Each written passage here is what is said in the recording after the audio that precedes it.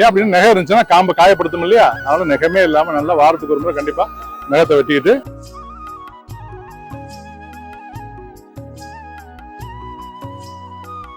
கிடைக்கும். நம்ம எல்லா மெடிக்கல் ஷாப்லயும் கிடைக்கும். ரொம்ப விலை குறைவானதுதான்.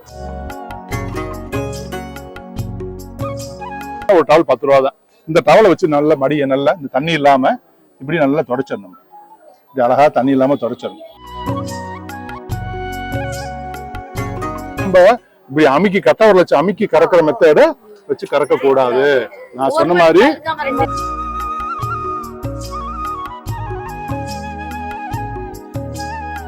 கிருமியும் நுண்குருமியும் உள்ள ஏறாது. அதுக்குள்ள நம்ம தண்ணி அடிச்சோம் இல்லையா, அந்த தண்ணியும் உணர்ந்துடும். இது மாதிரி 2 கறவைக்கும் செஞ்சோம்னா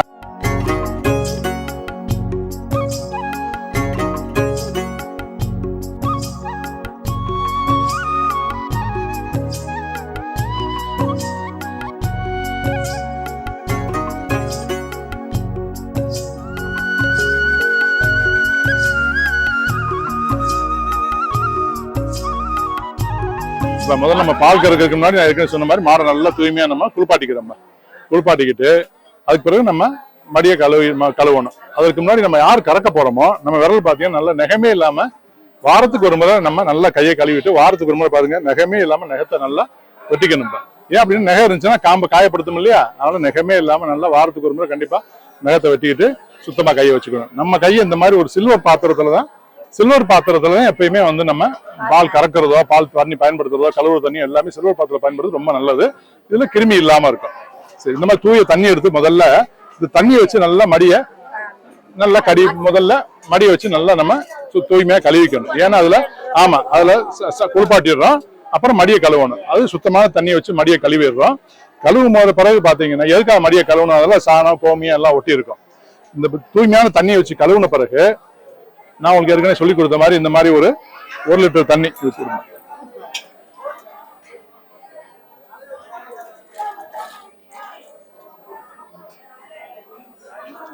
இந்த மாதிரி 1 லிட்டர் தண்ணியில பொட்டாசியம் பெர்மாங்கனேட்டுங்கிற மருந்து, இதுதான் பொட்டாசியம் பெர்மாங்கனேட்டுங்கிறது. நம்ம ஏற்கனவே என்னமா இது, ஆமா இது 1 லிட்டர் தண்ணிக்கு, ஆமா இது ஒரு ஆன்டிசெப்டிக். கிருமியை வராம தடுக்கக்கூடியது. இத 1 லிட்டர் தண்ணிக்கு 1 கிராம் போட்டா போதும். 1 கிராம்னா எவ்வளவு சார் அப்படின்னா, ஒரு பிஞ்ச் எடுத்து போட்டாலே போதும். இதை போடுங்க பாருங்க.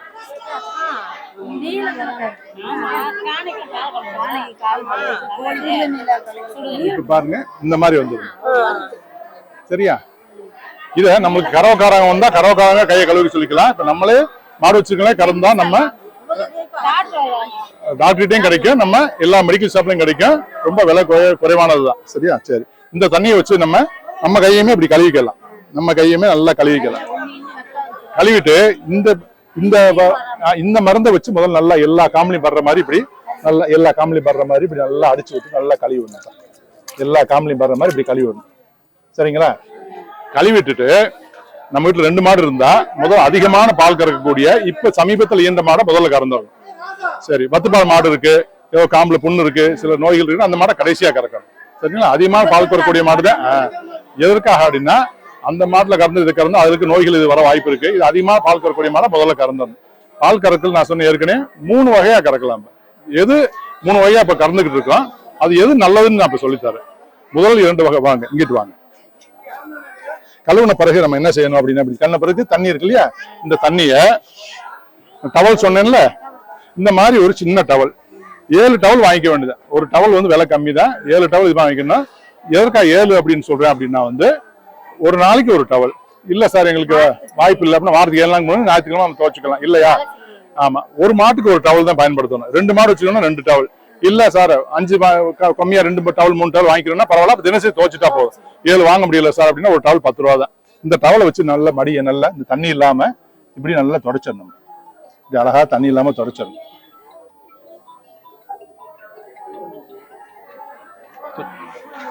தொடச்சிட்டு எண்ணெய் மற்ற அதுக்காக எதுவுமே தேய்க்க வேண்டியது இல்லை. சில பேர் என்ன செய்வாங்கன்னா விளக்கெண்ணெய் அதை போட்டு கறக்கிறது, மற்ற எண்ணெய்களை தடவுறது, பாலையே வந்து அதுல போய் தடவுறது, அதெல்லாம் தேவையில்லை. கறந்துட்டு நம்ம என்ன செய்யணும் அப்படின்னா, நான் ஏற்கனவே சொன்னேன்ல, இந்த பக்கம் வாங்க. மாடை வந்து நம்ம பால் கறக்கிறது 3 விதமா கறக்கணும். இப்ப ஆக்சுவலா இந்த 2 விரல வச்சு கறக்கல, இதுக்கு பேர் ஸ்ட்ரைப்பிங் மெத்தட்னு பேர். 2 விரலை மட்டும் வச்சு கறக்கிறது. இந்த 2 விரலை மட்டும் வச்சு கறக்கிறது. சரிங்களா? சரி. அதுக்கடுத்த மெத்தட் என்னன்னா, இந்த நான் சொன்னேன் இல்லையா, full hand milk. Full hand மில்க்னு இப்படி மொத்த கையை 4 விரலையும் பிடிச்சிட்டு உள்ளங்கையில வச்சு அமுக்கி இப்படி கறக்குறது. இதுக்கு பேரு ஃபுல் ஹேண்ட் மில்கின்னு பேரு. மாட்டுக்கு எந்த வலியும் இருக்காது, மாடு சுகமா இருக்கும், தான் கொடுக்கக்கூடிய பாலோட அளவுல கூடையும் கொடுக்கும். சரி, இப்ப நம்ம என்ன மாதிரி பயன்படுத்துறோம் அப்படின்னா, இந்த மாதிரி நக்லிங் சொல்றோம்ல, கட்டை வரல அமுக்கி இப்படி சுண்டி சுண்டி இப்படி அமுக்குறதுனால அதுக்கு வலி அவ்வளவு இருக்கும். இதனால கிராமத்துல நம்ம என்ன செய்வோம், இந்த காம்பு ஓட்டை துவாரம் இருக்கு இல்லையா, இது வந்து ரொம்ப சாஃப்டான பகுதி. இது வழியாத்தையும் பால் வரும்.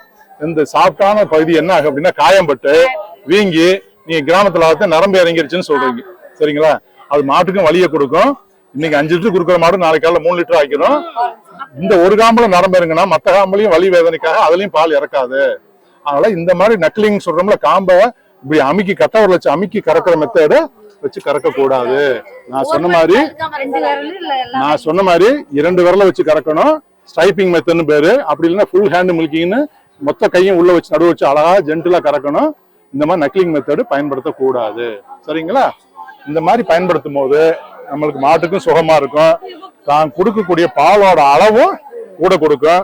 நீங்க சொல்றீங்களா வேக வேகமா வைக்கணும், அப்படி எடுத்துக்க கூடாது, அந்த மாதிரி கறக்க கூடாது. சரியா?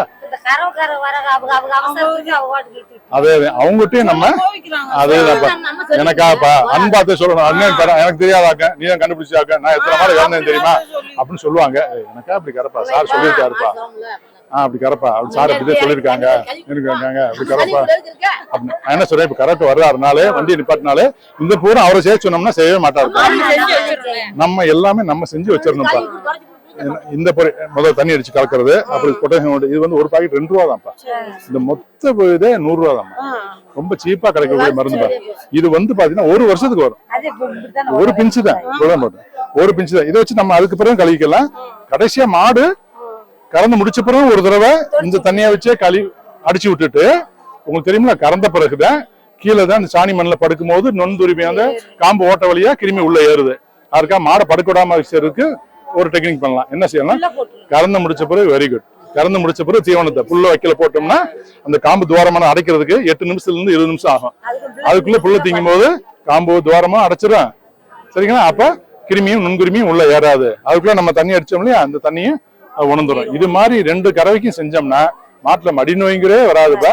பால் உற்பத்தியும் அதிகமா இருக்கும். நம்ம உற்பத்தி பண்ற பாலும் ரொம்ப தரமா இருக்கும். சரியா? சரி, ரொம்ப நன்றிமா. பாத்தீங்களா, செய்யறேன்னு சொல்லிட்டாங்க. அதுதான் இதை நான் இவ்வளவு தூரம் கஷ்டப்பட்டு சொன்னதுக்கு நீங்க செஞ்சீங்கனாலே உங்களுக்கு பயனா இருக்கும். ஆமாங்கம்மா. ஆமா, போன கூடத்துல அம்மா அழகா சொன்னாங்க, சார் நீங்க சொன்னதை வச்சு எனக்கு ஆசையா இருக்கு, இன்னும் 2 பால் மாடு சேர்த்து வாங்க போறேன்னு சொன்னாங்க. அது மாதிரி இந்த மாதிரி செஞ்சா நம்மளுக்கு போதும். உங்க முகம் எனக்கு இன்னும் நினைவு இருக்கு. அதனால 2 மாடு சேர்த்து வாங்க போறேன்னு சொன்னாங்க. அது மாதிரி எல்லாருமே 2 மாடு சேர்த்து வாங்கி, நான் போன மீட்டிங்ல சொன்ன மாதிரி எல்லாரும் நிறைய நகை செயின் போடணும்னு ஆசை. இந்த மாதிரி செஞ்சோம்னா நாய்களுக்கு சீக்கே வராது. சரிங்களா? எல்லாரோட நம்ம வாழ்வாதாரம் இருந்து நம்ம நல்லா இருக்கணும். நான் சொன்ன மாதிரி பால் மாடு இன்னும் நிறைய 2 மாடு 4 மாடு 8 மாடு எல்லாருமே பெரிய பெரிய பண்ணையாளர்களா பெரிய தொழிலதிபரா வரணும்னு என்னோட ஆசை. அது எல்லாம் அரசாங்கம் செய்யறது எல்லாமே மானிய விலை தான்ப்பா. ஐயா சொன்னது எல்லாமே மானிய விலை தான். உதாரணத்துக்கு பாத்தீங்கன்னா தீவனம் சொல்றேன்ல, நாங்க தயாரிக்கிற தீவனத்துக்கு ஒரு கிலோவுக்கு 40 ரூபா ஆகுதுப்பா தயாரிக்கிறதுக்கு. அவ்வளவு அதிகாரிகள் அவ்வளவு இது போட்டு, ஆனா தர்றது 23 22 ரூபாய்க்கு தர்றாங்க. எல்லாமே மானியத்துல தான்ப்பா வருது. சரிங்களா? அது மாதிரி சரி, அதனால அரசாங்கம் செய்யற எல்லாமே வந்து மானியத்துல அரசாங்கம் நம்மளுக்கு செஞ்சுக்கிட்டு இருக்காங்க. சரிங்களா? அதனால இப்ப நல்லா பால் விலை கிடைச்சிருக்கு. அதனால கண்டிப்பா வந்து இன்னும் நம்மளோட பொருளாதாரம் நல்லா இருக்கும்பா, நல்லா இருப்பீங்க. சரியா? நன்றிமா.